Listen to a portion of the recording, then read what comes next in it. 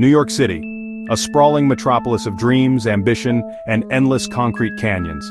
But beneath the shimmering lights of Manhattan, in the bustling, tight-knit neighborhoods of the Bronx and Queens, another story was unfolding. A story not of dreams, but of alleged nightmares. It began with whispers on street corners, rumors in local bodegas, and a growing sense of fear that something was deeply wrong. Today is September 11, 2025, a day for reflection, but in a federal courtroom downtown, the focus was on a different kind of memory, a different kind of wound. 5 individuals, once just faces in the crowd, now sat at the defense table, their futures hanging by the thinnest of threads. The indictment read like a script from a Hollywood gangster film, but the prosecutors insisted this was grim reality. And as the first day of the trial commenced, one thing was certain: the lives of everyone in that room and the communities they came from would be forever changed by what was about to be unveiled. At the center of the storm was Marco Rossi, a 52-year-old from Throgs Neck in the Bronx. To his customers, Marco was a miracle worker with a wrench, a man who could coax life back into the most stubborn of engines. He owned a popular auto body shop, a place where the smell of motor oil and fresh paint hung in the air. But the prosecution painted a very different picture. They alleged Marco was the mastermind, the quiet leader who called the shots. Next to him sat Isabella Flores, a 45-year-old bar owner from Astoria, Queens. Her vibrant tavern, known for its lively music and strong drinks, was a neighborhood institution. Bella was the face of the place, charming, tough, and always ready with a sympathetic ear. The government, however, saw her role differently. They accused her of being the enterprise's banker, the one who laundered the dirty money. Then there was Leo Petrov, a 38-year-old real estate agent from Forest Hills. Leo was smooth, well-dressed, and had a knack for closing deals. He specialized in finding off-market properties for his clients in the competitive Queens market. But the indictment told a darker story. Leo was labeled the enforcer. The final 2 members of this alleged conspiracy were younger, seen as the muscle and the hustler. There was Dante Jones, a 28-year-old personal trainer from the South Bronx. Strong, athletic, and known around the neighborhood gyms, Dante was allegedly the hands-on muscle. And finally, Sophia Chen, a 30-year-old from Flushing, who worked in import-export. The government claimed she was the fraud expert, using her knowledge of shipping and customs to create fake invoices and documents. 5 people, 5 different lives, all tangled in one explosive accusation. The word itself sounds ominous: racketeering. It's a term many have heard in movies but few truly understand. In the simplest terms, racketeering is not about a single crime. It's about a pattern of criminal activity. Think of it less as a single act and more as running a criminal business. The law that governs it, RICO, was originally designed to take down the mafia. It gives prosecutors a powerful tool to connect people in a larger criminal enterprise. That was the core of the government's case against these 5 New Yorkers. To prove a racketeering conspiracy, prosecutors didn't have to show Marco Rossi personally extorted someone. They had to prove an enterprise existed and that each defendant agreed to be part of it. They had to show the enterprise operated through a pattern of criminal acts and that each defendant agreed to commit at least 2 acts to further it. Those crimes are called predicate acts. The list includes bribery, extortion. The government's goal: weave these threads into one undeniable tapestry of organized crime. That was the central billion-dollar question. The story of the alleged enterprise began, as so many stories do, with money. According to the prosecution, Marco Rossi's auto shop was more than just a place to get your brakes checked. It was a clandestine bank for the desperate. Small business owners in the Bronx who couldn't get a traditional loan, or individuals in Queens with a gambling debt, would hear whispers about the mechanic. They'd go to Marco, and he'd give them cash. The terms were simple and always verbal. Pay back the principal plus an exorbitant interest rate, often called vigorish or the VIG, every single week. Missing a payment wasn't an option. If a borrower was late, the first contact would allegedly come from Leo Petrov.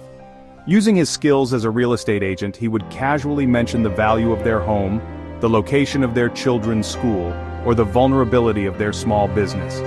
The threats were never direct, prosecutors said, but they were crystal clear. If that didn't work, the case would allegedly be passed to Dante Jones, the Iron Fist.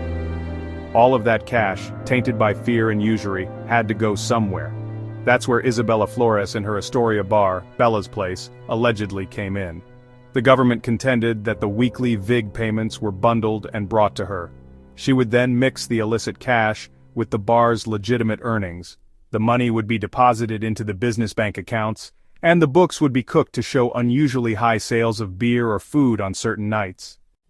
The investigation didn't start with a dramatic raid. It began with just a trickle of information, a quiet complaint. An owner of a small Bronx bakery, crushed by a loan from the mechanic, finally broke his silence. He didn't go to the police. He was too afraid. He confided in a cousin, a retired NYPD detective. That retired cop called a former colleague in the Organized Crime Control Bureau. It was a thin, uncorroborated tip, but it planted suspicion. The name Marco Rossi was flagged. A joint federal and state task force began building the case. They started with soft surveillance. Unmarked cars sat for hours near Marco's auto shop, logging comings and goings. They saw familiar neighborhood faces. They also saw nervous visitors who stayed minutes and left looking worried. Investigators got a judge to sign off on more intrusive measures. They secured warrants for wiretaps. They bugged Marco's garage office. They placed a tap on Marco's phone. For months, they listened to thousands of hours of conversations. The calls were filled with coded language and cryptic references. Armed with wiretap evidence, the task force saw the outlines of a conspiracy. After nearly 2 years of covert work, they believed they had enough to convince a grand jury, and ultimately, a trial jury. The trial opened not with a bang, but with a meticulous, almost tedious presentation of financial records. The assistant U.S. attorney, a sharp, focused woman named Sarah Jenkins, walked the jury through a mountain of paperwork. She projected bank statements from Bella Flores's bar onto a large screen. Jenkins pointed to a pattern. For 2 years, on nearly every Tuesday, the bar's cash deposits were 3 to 4 times higher than any other day of the week. Then came the audio evidence. The courtroom fell silent as the speakers crackled to life. The jury heard Marco Rossi's voice, captured by the bug in his office. Did you talk to the baker? He needs to understand the premium is not optional. It's the cost of doing business. Go see him. Take Leo. Make him understand the value of his kneecaps. The prosecution then moved on to the victims. The first to testify was the bakery owner, his voice trembling as he spoke from behind a partition to shield his identity. He recounted how he borrowed $20,000 from Marco to buy a new oven. He was crying by the end of his testimony. A broken man. Jenkins argued this wasn't just casual conversation, it was the sound of a criminal enterprise at work. A symphony of conspiracy played over telephone wires. Every major racketeering trial seems to have one, the insider. The person who is part of the crew who knows all the secrets and who, for one reason or another, decides to flip. In this case, that person was a man named Nicky "the Rat" Costello. A small-time bookie from Queens, Nicky had worked on the fringes of the alleged enterprise. When the feds squeezed him on his own illegal gambling charges, he saw a way out. He agreed to testify against the 5 defendants in exchange for a lighter sentence. When Nicky took the stand, a hush fell over the courtroom. He was nervous, constantly glancing over at the defense table where his former associates stared holes through him. He spoke in a thick Queens accent, and his testimony was a guided tour through the underbelly of the alleged organization. He told the jury he personally delivered cash from his gambling operation to Marco Rossi at the auto shop. Prosecutor Sarah Jenkins led him through his story, asking for specifics. "I was at the bar, and Bella was counting a huge pile of cash in the back office. She looked at me and said, 'This is Marco's headache, not mine. I just give it a bath.'" When it was their turn, the defense attorneys came out swinging. Their strategy was clear: dismantle the idea of an enterprise, attack the credibility of the government's witnesses, especially Nicky Costello. Marco Rossi's lawyer, Ben Carter, was first to present his case. He argued Marco was a pillar of his community, that Marco gave informal loans to friends and neighbors out of kindness, not greed. Yes, he charged interest, Carter admitted, but to cover risk, not to run a criminal empire. Bella Flores's lawyer said she was a victim of circumstance. Bella was a hard-working single mother, at worst guilty of sloppy bookkeeping. The large cash deposits on Tuesdays? Her lawyer called a local event promoter to testify. He said Bella ran an unofficial industry night on Mondays that drew cash-paying workers. Leo Petrov's lawyer said mistaken identity and exaggeration. Leo was presented as an ambitious real estate agent doing legitimate work. Dante Jones's lawyer said Dante was a young man from a tough neighborhood, friends with the wrong people. But the fiercest attack targeted Nicky "the Rat" Costello. During a blistering cross-examination, the defense painted him as a pathological liar and career criminal. They raised his prior convictions for fraud and perjury. "Isn't it true, Mr. Costello, you were facing 20 years before you remembered these details?" one lawyer thundered. Isn't it true you're telling this jury a story to get a deal?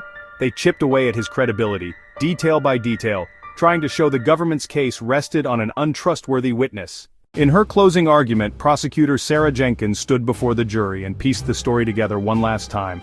She walked them back through every piece of evidence, every recorded call, every financial statement, every trembling testimony.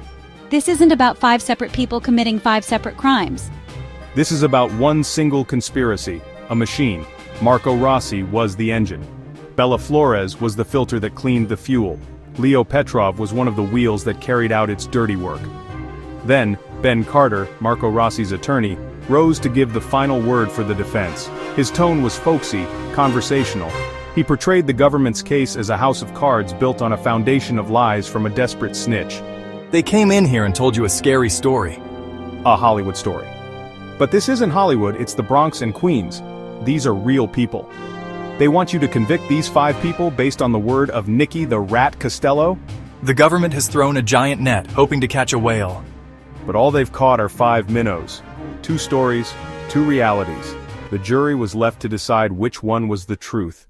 After 3 days of deliberation, the note came. The jury had reached a verdict. The courtroom had been buzzing with nervous energy. Then it fell into a deep, anxious silence. The 5 defendants, who'd tried to stay calm, now looked visibly pale. The jury foreperson, a middle-aged woman, handed the verdict slip to the court clerk. The clerk read the verdicts one by one. On the charge of racketeering conspiracy as to the defendant Marco Rossi, we the jury find the defendant guilty. As to the defendant Isabella Flores, guilty. As to the defendant Leo Petrov, guilty. It was a clean sweep for the prosecution. For the 5 found guilty, the future is bleak. A conviction on a federal RICO charge carries a maximum sentence of 20 years in prison for each count. The judge will likely hand down substantial prison sentences. Their lives as they knew them are over. Their businesses will be seized under asset forfeiture laws. Their families face a future of visiting rooms. For the communities of Throgs Neck, Astoria, and the other neighborhoods touched by this case, reactions are mixed. Some residents expressed relief. The case is over, but for those left behind, the questions and the consequences will linger for a long, long time. If you want to know more about the true stories behind New York's most notorious gangs, hit that subscribe button, because in the world of true crime, the truth is never simple, and it's never safe.